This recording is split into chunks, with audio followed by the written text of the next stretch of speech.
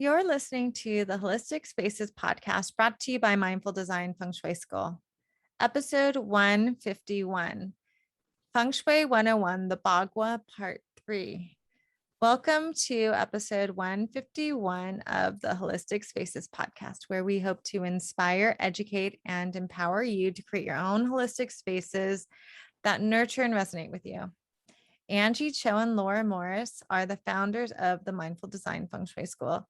We teach Feng Shui online at mindfuldesignschool.com. So check us out there and be sure to sign up for our mailing list. We have workshops, we have a certification course, and we send out different information about different opportunities that our school is offering and different workshops and free things. So be sure to sign up on our mailing list.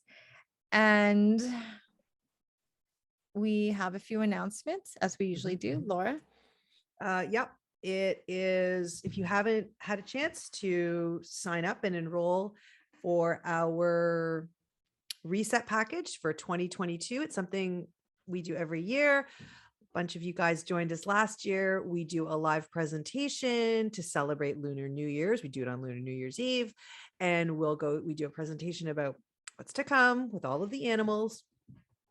Everybody's animal. You get to hear a little tidbit. And then we also we also walk you through a really powerful personal chi clearing. And when you enroll in this lovely little live fun little celebration that Angie and I are having, you also get a whole bunch of other stuff like how to declutter with Feng Shui, and that stuff's ready immediately. So as soon as you enroll, you get a whole bunch of other resources to help you get ready for the Lunar New Year. And that's it. Oh, and enrollment is open for our fall 2022 class, which is beginning in May. And we would love to have those of you that have been thinking and wondering and wanting to become Feng Shui consultants and get certified. And we would love to meet you. And that's that. Thank you, Laura. And if you've been listening the last few weeks, you know we're in the middle of a 3-part series with an overview of the Bagua map. So part 1 was 2 weeks ago, where we went over the areas of new beginnings / family. Mm-hmm. Then we went over wealth, the very famous wealth corner, and the health area. Then last week, we went over helpful people, children, Gua, and the knowledge area. And then this episode, we're going to round it out with the last 3 areas that cover your fame and reputation, your career, and last but not least, your relationships / partnerships. Mm-hmm. And so at the beginning of each of these last episodes, Laura walked us through, what the Bagua is. So maybe we can give another overview about what the Bagua is, but then, and how to lay it on your bedroom and why. Okay. So the Bagua is a tool that Feng Shui practitioners use across all different schools of Feng Shui, FYI. They all just may use them slightly differently and lay them slightly differently. And we practice Black Sect, just so you know. And so we use the Black Sect, BTB Bagua.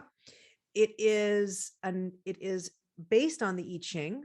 It is a kind of a combination between 2 ancient concepts that were brought together, hundreds and hundreds of years ago, and is now used as a divination tool, so that we can see how we fit into the world, what is going on in our lives, right? And we lay it on there, and we can see what's happening in a particular area. It allows us to get a little bit deeper, gain some clarity, insight on things that we might not normally have seen. And the areas Bagua translates as 8 directions.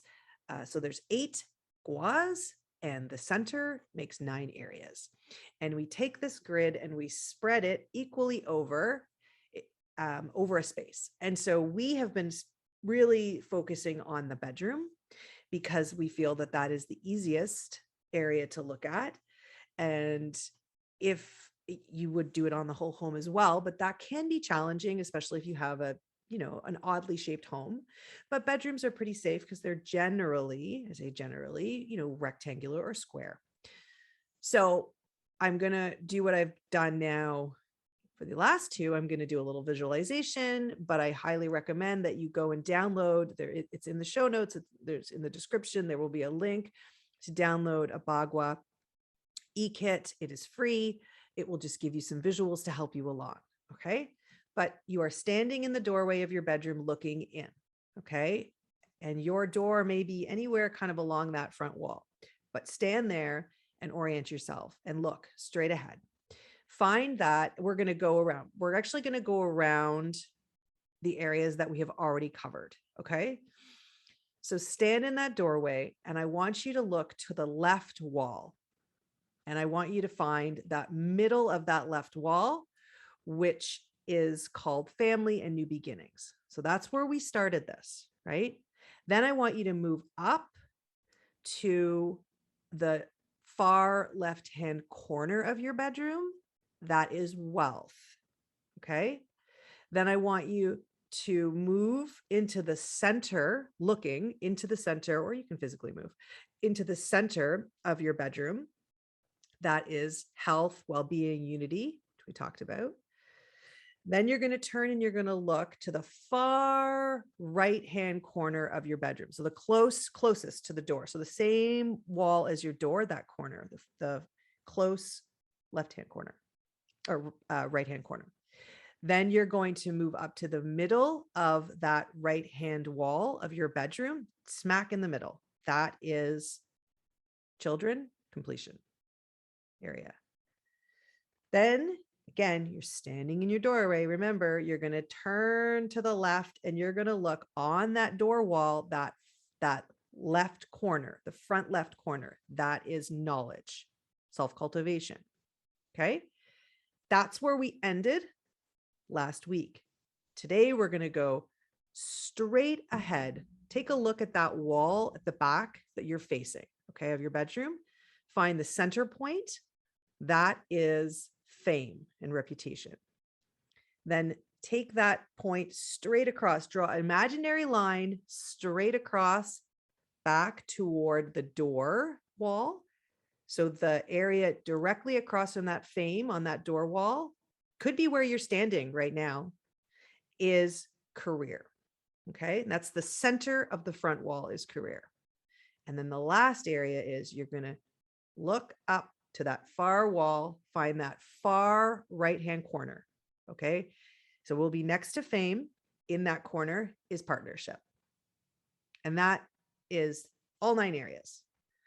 As best as I can do with my voice. Without a visual, but please get a visual if you are a visual person like me. I literally am looking at a picture while I'm walking you through it. That's how visual I am. So those of you out there that are visual like me, go do yourself a favor, get that download.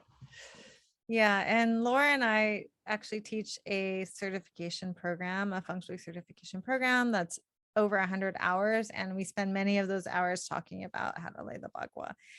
And so before we go into these last 3 Bagua areas, we just want to remind you to please remember and consider when making any feng shui adjustments that our teachers taught us and we teach our students that you don't want to adjust everything, and just to focus on what is possible, what is necessary, what is going to be the most helpful for you, and to not try to make everything perfect, because in fact,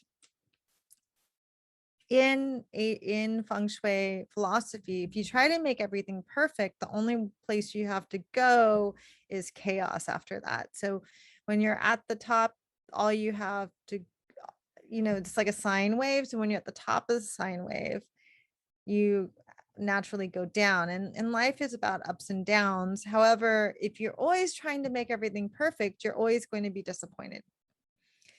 So just work with what is required, what is necessary. There's no need to get overwhelmed. And in this day and age, everyone has so much to do.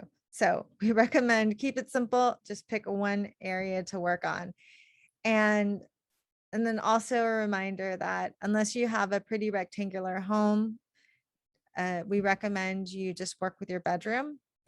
And that if you're getting frustrated, we recommend you join our program or hire a consultant. And and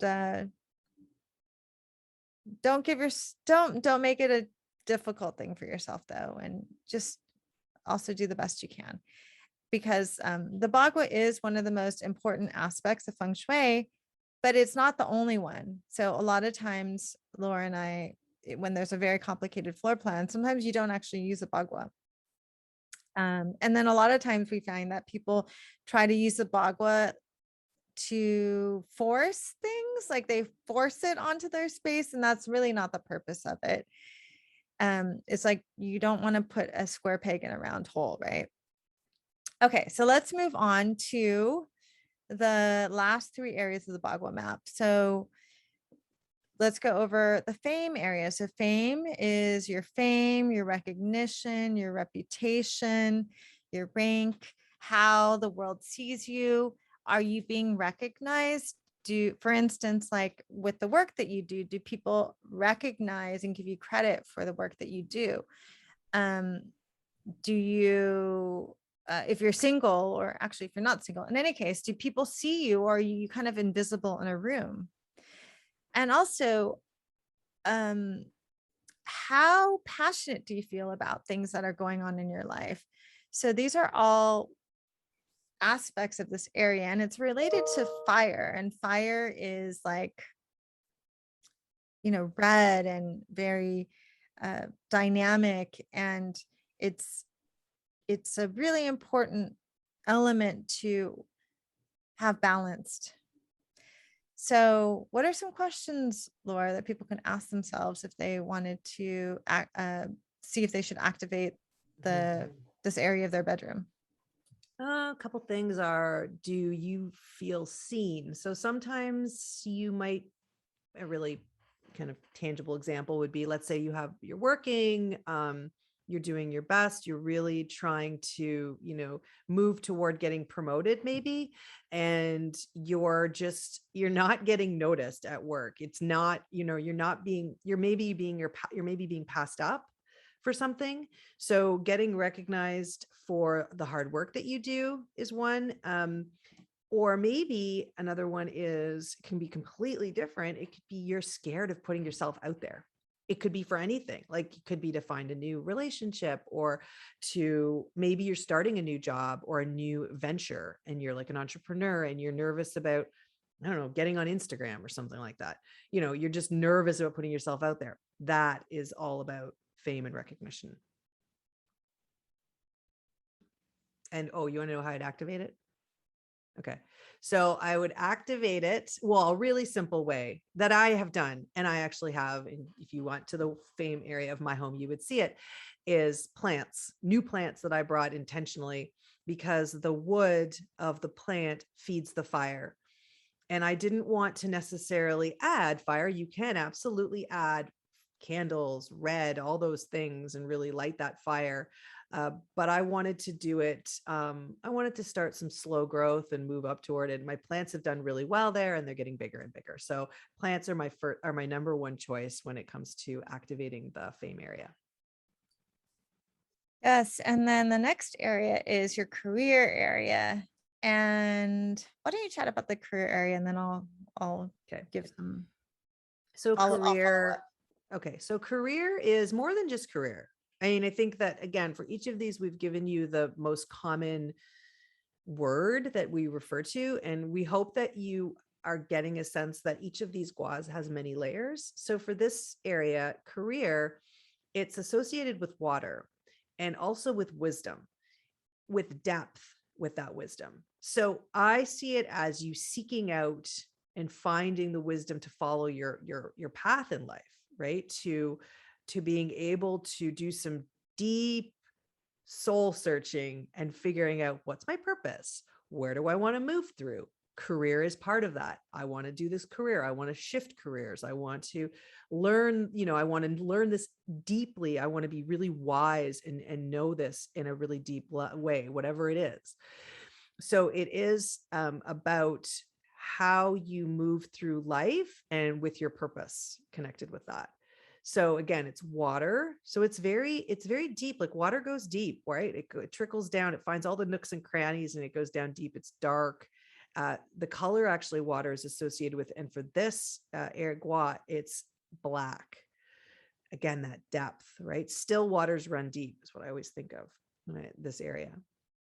And so questions about this area. I find this area for me often connects with when we were talking about wealth and, sometimes people are like, oh, I want to get more money. We actually unpack and realize that you're actually underemployed. Okay. So are you working at the level that you want to be working? Are you using your wisdom and your gifts, in the right way? Could you be doing more with that? So how can you move through life and connect with other opportunities to, improve your career? Again, it's water. So I would ask them, are you social? Are you networking? Are you able to make connections in the world? Because that's a lot about that as well. It's sort of both that still depth, but also it has this dynamic quality of moving and connecting and meeting. Yeah, and my favorite way to activate the career area, and one that's really simple for the listeners, is to place a feng shui crystal ball in this area of your home to modulate the flow of energy, to bring more clarity, to refract the energy and disperse it appropriately, and also to bring more illumination, because the feng shui crystal ball, it can bring in yang energy like the sun to help provide more vision to the steps that you want to take in cultivating your wisdom, in expanding your connections to people, as well as supporting your career. And so the third and final area that we'll go over in this whole series, we're at the end, is the relationship area. And it's also related to your primary partnership. And it's one of the most popular areas. I would say the most popular area is the wealth area. And then second is the relationship area. Although, you know what I've noticed, Laura, more and more, like we get students that are more, I think, like have more, I think they're more interested in career, right? Because I guess they come to us Yeah. for change. Yeah, I used to think that this area was more popular, but I feel maybe it's just the people we get in touch with. I feel that there's more focused on career and knowledge and that kind of stuff. But this is still really like a big one. Yes. Also, I think when I started studying feng shui when I was younger, it was more of a thing. And now when you get Mhm. older, It's everyone's true. kind of settled in their relationships a little bit. So this area is related to relationships and partnerships, mostly romantic partnerships is in general, but it can also govern business partnerships. I joke that I should put a picture of Laura in my relationship area because she's my work wife, right? And it's also related to how you love yourself too. So if you're not looking for a partner, this can be related to the relationship to yourself. But in general, it's more about like how you find a partner in the world. And but it does make sense that in order to find a partner in the world, you need to love yourself first. And there's some questions that you can ask yourself. Now, the most obvious ones are like, do I want to invite a romantic partner in my life? And when I don't have one currently. Do I want to work on healing myself so that I can accommodate a partner in my life? And if you're already in a marriage or or long-term relationship, do you, what kind of work needs to be done with that? Do you want to deepen it? Do you need to have it grow? Do you want to keep it growing in the same way that it has? Whatever is happening, take a look at what's happening in your primary relationship. And it's also important to be kind of honest with yourself and look at like what is also happening in your internal environment for yourself. So a lot of times people will say, I want to meet a partner, but really there needs to be some other self work happening in order to accommodate that, because maybe they keep meeting a certain type of person all the time and kind of falling into a pattern. We all know people we all have friends like that, right? Or we may be like that. So I would also encourage you to even look whether or not you have any maybe obvious relationship challenges, that see what's happening in the relationship area of your bedroom. Like, is there a hamper there? Is there a kitty litter box there? Is there a dead plant? Is it collecting dust? Or is it like really like thoughtfully put together? Is it kept really well? Just notice what is happening. Like, or do you have like a really prickly cactus plant there? Right. And I think that would be the first thing that you would do. Just notice what's happening and see what insight that gives you. And even talk to a trusted friend about it, right, Laura? Yeah, sometimes it's hard to see it yourself. I find when I go into clients' homes and that is something they want to work on, I'm actually amazed at what I find. And it's so simple sometimes, anything from the chair that holds all their dirty clothes, the one single chair that's in their bedroom that's like lonely, means you're sitting there but it's also piled with your own clothes. Usually it's the clothes holding chair. To a oh, what was the other one? Oh, I've seen, boxes of old notes and, everything that would hold you back, particular artwork. So yeah, take a look. Observing and being really aware is a really helpful thing in this area. Just it gives Yeah. you a lot of insight. I had a client that wanted to deepen her relationship with her boyfriend, and she was even pregnant and she hadn't told him yet. And then she had in her relationship area image that she got when she got divorced, of like a single woman, like all by herself, really strong. And I said, that's a great image to have, but maybe not in that area, especially if you want to open yourself up to telling your partner about your pregnancy, if you're ready to kind of deepen the relationship. So you got to take a look at it. Mhm. And so one simple tip that you can use to start to activate this area of your life is to use rose quartz. So I like using tumbled rose quartz because it's softer, but rose quartz has this really soft healing energy. It's the color of the gua, which is pink. And if you're looking for a partner, or if you want to create more harmony or just maintain the harmony in your primary relationship, maybe you put 2 pieces of rose quartz. Or if you need to kind of work on your own heart healing, maybe you get a heart-shaped rose quartz and it's just one. Do you have any other thoughts, Laura? I like to sometimes just put a good old feng shui crystal in there to give it some light to activate it. Especially, well, if that's what you want, if you want to activate and expand it, I just hang a feng shui crystal right in that corner. That's the one Yeah. I do. So this is in your bedroom. So Yeah, again, in we the always bedroom. want you to work on your bedroom, and I think because it's more effective in your bedroom when it comes to those relationships anyway, in terms of adjustments. yeah, I agree. A lot of most adjustments are actually more powerful in your bedroom than they would be in your house. And we find that the average person has incorrectly laid the bagua in their house anyway. So it's not really working anyway.